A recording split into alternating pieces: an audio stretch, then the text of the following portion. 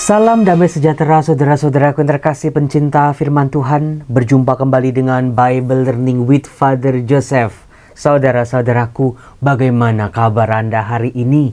Saya lihat banyak Anda sudah pergi-pergi untuk liburan. Ada yang ke Bali, ada yang ke Eropa, ada yang ke Jawa, ada yang di rumah saja seperti saya. Saudara-saudara yang terkasih, di hari Minggu, dimanapun Anda pergi, kemanapun Anda pergi juga, tetaplah ingat hari Minggu adalah hari Tuhan.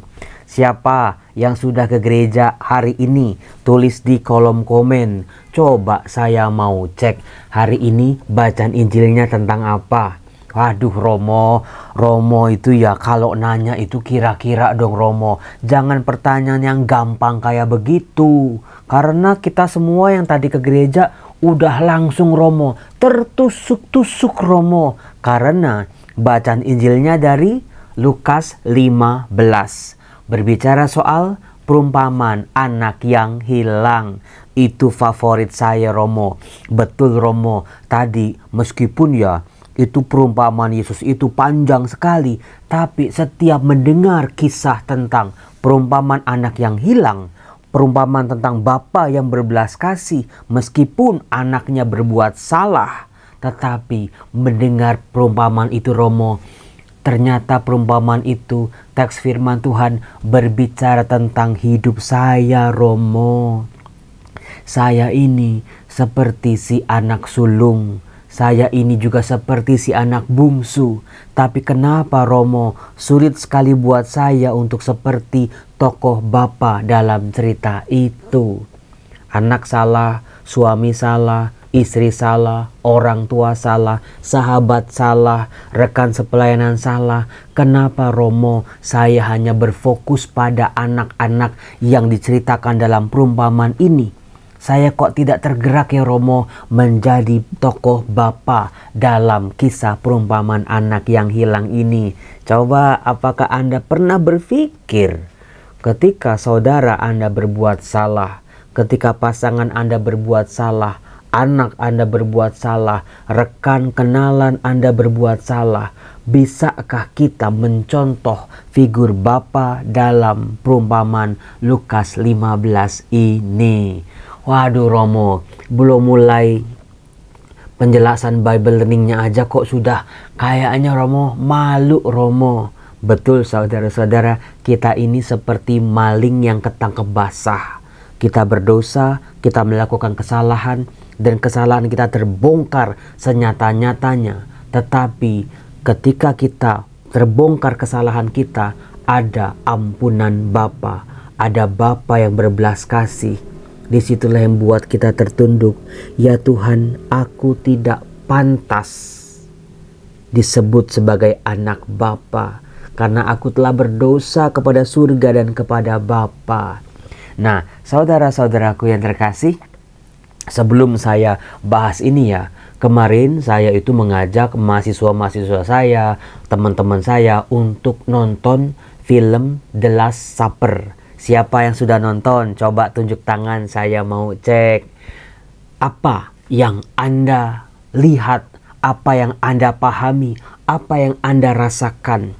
Bagaimana dalam film itu fokusnya ternyata pada tiga tokoh sebetulnya. Pada Yesusnya, bagaimana pergulatan Yesus. Dia begitu mencintai murid-muridnya. Ada satu pesan yang baru yang saya tangkap dalam permenungan di film itu adalah bagaimana Tuhan Yesus mencintai murid-muridnya. Itu yang membuat saya begitu tersentuhnya. Itu penggambaran itu yang memperdalam pemahaman saya. Iya ya Romo, selama ini saya itu fokusnya pada pencucian kaki, perjamuan malam terakhir, pada pengkhianatan Yudas, penyangkalan Petrus, kisah penyalipan. Tapi dalam video ini tampak sekali dari awal sampai akhir figur Yesusnya ini tampak sekali dia sangat mengasihi murid-muridnya. Bagaimana diungkapkan? Dia menyapa, dia memeluk, dia merangkul, dia mencium murid-muridnya sebagai saudara. Dan juga hal yang baru adalah bagaimana komunitas para murid saling menyapanya, saudara Petrus, saudara Yudas, saudara Thomas, saudara Yohanes. Saya habis di situ ada sesuatu yang baru. Iya ya, 3 tahun Yesus berjalan bersama para murid. Dari pribadi Tuhan Yesusnya saja mencerminkan, memantulkan kasih. Saya jadi bisa memahami bagaimana komunitas yang dibentuk oleh Tuhan Yesus ini saling menyebut satu sama lain sebagai saudara. Jadi para murid ini bersaudara, lebih daripada sekedar gerombolan, lebih sekedar dari orang punya hobi yang sama. Tetapi para murid ini sebagai saudara. Tapi kita tahu ada yang sulit untuk menjadi saudara. Petrus dan Yudas. Yang satu menyerah, yang satu si batu karang yang kasar ini ternyata tidak mudah memang untuk diperhalus, tidak mudah untuk dikasihi, tidak mudah untuk dijadikan saudara. Tetapi dalam jatuh bangun, penyangkalan, kejatuhan, ternyata kasih Tuhanlah yang menjadi pemenang. Maka tidak heran dalam bacaan-bacaan hari ini luar biasa. Misalnya surat kedua Rasul Paulus kepada jemaat di Korintus itu bab 5 ayat 17 sampai 21. Bagaimana di ayat 20 dikatakan, berilah dirimu didamaikan dengan Allah. Jadi kita berdosa melawan Allah. Ada figur Yesus sebagai perantara, sebagai sang juru selamat, sebagai penembus dosa. Biarlah kita ikut ambil bagian dalam karya penebusan Kristus dengan cara didamaikan dengan Allah. Kalau kita sudah berdamai dengan Allah, jangan cari gara-gara lagi. Jangan sok kuat lagi, jangan sok hebat lagi. Seperti figur Petrus dalam film The Last Supper. Dia betul-betul saya ada sesuatu yang baru yang saya alami. Bagaimana dia dikatakan, Tuhan, aku tidak sanggup mengembalakan kambing dombamu untuk menjadi penjala manusia. Siapalah aku? Tetapi Petrus, jangan kamu menggunakan kekuatanmu sendiri, tapi gunakanlah kekuatan yang berasal daripadaku. Begitu Yesus bilang kepada Petrus. Nah, saudara-saudara, dengan film itu saya jadi lebih mudah untuk memahami perumpamaan tentang pengampunan. Bagaimana manusia didamaikan oleh Allah melalui Kristus ini. Nah, saudara-saudaraku yang terkasih, perumpamaan tentang Lukas 15 ini sudah banyak sekali saya bikin videonya. Karena ini dari kecil waktu retret, waktu zaman SD saya ingat saya pernah jadi si anak bungsu yang nakal gitu. Kemudian waktu SMA, waktu frater, bagaimana teks ini menjadi pendorong buat kita untuk didamaikan dengan Allah. Karena dari tokoh-tokoh yang dibongkar dalam perumpamaan ini, yang ditampilkan bagaimana sikap-sikap mereka, kita bisa melihat kalau manusia cuman menggunakan usahanya sendiri, kekuatannya sendiri, pemikirannya sendiri, sulit sekali manusia bisa berdamai dengan Allah. Karena langsung manusia sadar betapa rapuh, lemahnya dia, betapa tidak taatnya kita, betapa tidak setianya kita. Maka sulit sekali untuk didamaikan dengan Allah yang maha setia. Maka kita perlu sang juru selamat, sang perantara kita dengan Allah. Allah telah mendamaikan dunia dengan dirinya melalui Yesus Kristus putranya. Nah, saudara-saudaraku yang terkasih, di perumpamaan bab 15, Lukas 15, kita bisa melihat anak bungsu minta warisan yang menjadi bagian harta miliknya, yang menjadi haknya. Kalau Anda lihat kitab Imamat, di situ Anda bisa melihat bagaimana anak-anak Zelofehad itu ketika ayahnya meninggal baru ribut sama warisan.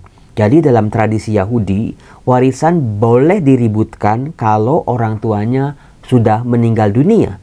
Tetapi di sini saya baru sadar betul-betul si anak bungsu ini menganggap bapaknya mati meskipun masih hidup. Iya ya Romo, baru sadar sekarang. Jadi sehebat-hebatnya si bapaknya, sebaik-baiknya bapaknya, seluar biasanya bapaknya mengasihi anak-anaknya, ternyata buat si bungsu ini bapaknya sudah mati.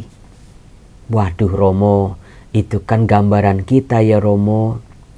Allah sudah mati, Allah nggak beda sama dongeng-dongeng. Ternyata agama itu cuma isapan jempol belaka. Ternyata agama dikalahkan oleh sains. Bagaimana ilmu pengetahuan lebih unggul daripada ilmu tentang Allah. Pemikiran modern menganggap manusia telah mati.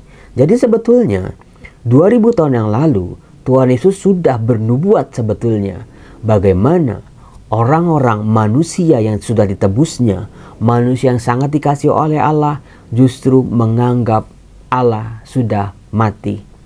Manusia tidak lagi butuh Allah. Manusia tidak lagi mengharapkan Allah. Manusia sudah tidak percaya lagi dengan Allah. Itulah gambaran si bungsu dalam diri kita manusia. Ketika kita sibuk, ketika kita lagi banyak rezeki, ketika kita lagi hebat, ketika kita lagi di atas, gampang sekali menyingkirkan doa, menyingkirkan devosi-devosi kita karena nggak ada waktu lagi deh buat Tuhan. Di situ hati-hati, kita sudah menganggap Tuhan sudah mati dalam kehidupan kita. Nah, luar biasanya saudara-saudaraku, bagaimana kata-kata si ayah. Luar biasa. Karena kata mati digunakan dari mulut si ayah ini. Yang pertama, ketika si anak ini sadar akan dosanya, akan kesalahannya, akan kehancurannya, dia kan mau pulang ke rumah bapaknya. Dikatakan begini, betapa banyaknya orang upahan bapakku yang berlimpah-limpah makanannya, tetapi aku di sini mati kelaparan. Nah itu dia. Kata mati bukan, tapi diungkapkan secara simbolis. Karena kelaparannya dia hampir mati. Atau terancam untuk mati. Dikatakan aku di sini mati kelaparan. Jadi begitu dia menganggap bapaknya itu mati, resikonya adalah manusianya sendiri. Si bungsu sendirilah yang mati sesungguhnya. Maka di sini saudara-saudara, kita bisa lihat ya bagaimana kata mati diulang-ulang dalam perumpamaan ini.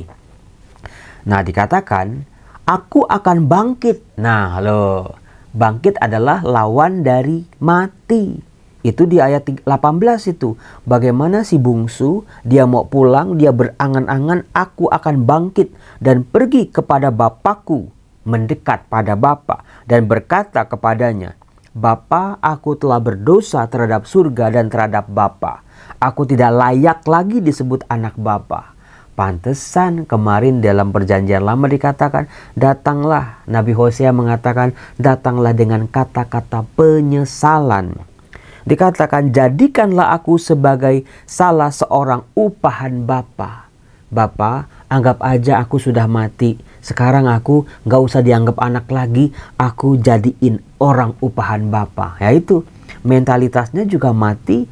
Fisiknya juga terancam mati. Jadi dia udah gak punya masa depan lagi. Dia mau jadi orang upahan atau budak di rumah bapaknya. Lalu baru dia bangkit. 2 kali kata bangkit diulang bukan? Dan pergi kepada bapaknya. Ketika masih jauh, bapaknya telah melihat dia, lalu tergeraklah hatinya oleh belas kasihan. Saudara-saudaraku terkasih, ternyata si bapak tidak mau menunggu, tapi hatinya tergerak oleh belas kasihan. Inilah yang membuat bapaknya berlari, mendapatkan anaknya, merangkul, mencium dia. Wow, Bapa yang penuh dengan damai, Bapa yang penuh dengan kebaikan, Bapa yang menghadirkan persaudaraan, bukan permusuhan, bukan kebencian, bukan kekerasan. Meskipun bapaknya sudah dianggap mati oleh anaknya sendiri. Kata anaknya itu, Bapa, aku telah berdosa terhadap Bapa dan terhadap surga. Aku tidak layak lagi disebut anak Bapa. Tetapi bapaknya tidak mengizinkan anaknya melanjutkan kata-katanya. Langsung berkata kepada hamba-hambanya, lekaslah bawa pakaian yang terbaik. Nah ini dia. Jubah itu simbol kehormatan. Anak ini, si bapaknya ngelihat anaknya ini karena kelaparan, pakainya compang-camping, sudah kehilangan harkat martabatnya, kehormatannya sebagai manusia, maka diberikanlah pakaian terbaik. Pakaikanlah itu kepadanya, kenakanlah cincin pada jarinya. Nah itu dia, diangkat lagi menjadi anak, diresmikan sebagai anak. Meskipun anaknya sendiri gak mau, "Bapak, aku gak layak disebut anak Bapak, jadikan aku orang upahan Bapak." Lalu sepatu pada kakinya. Hanya orang-orang kaya, bangsawan, raja yang pakai sepatu di zaman Yesus. Maka diangkat kembali harkat martabatnya. Dikatakan lagi, "Ambillah anak lembu yang gemuk itu, sembelihlah, marilah kita makan dan bersuka cita." Dikatakan, sebab anakku ini telah mati. Nah itu dia.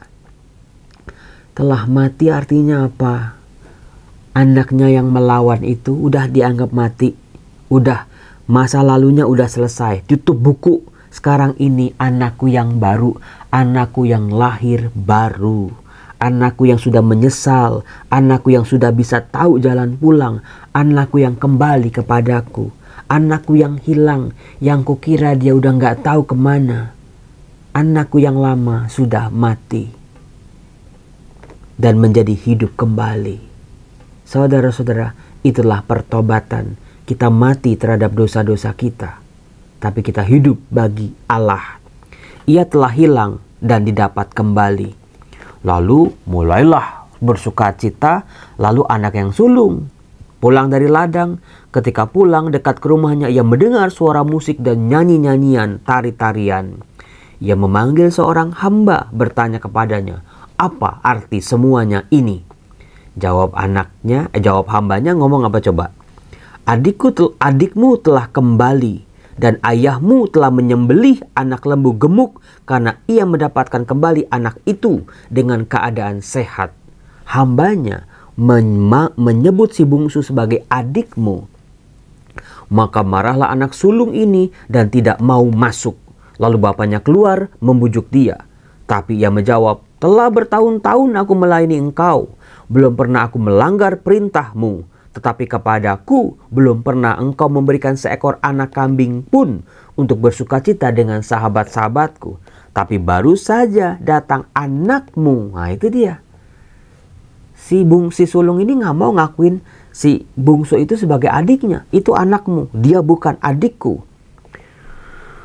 "Anakmu yang telah memboroskan harta kekayaanmu bersama-sama dengan pelacur-pelacur, maka engkau menyembelih anak lembu gemuk itu untuk dia." Lagi-lagi dia gak mau ngakuin. Kata bapaknya, "Anakku, engkau sudah selalu bersama-sama dengan aku.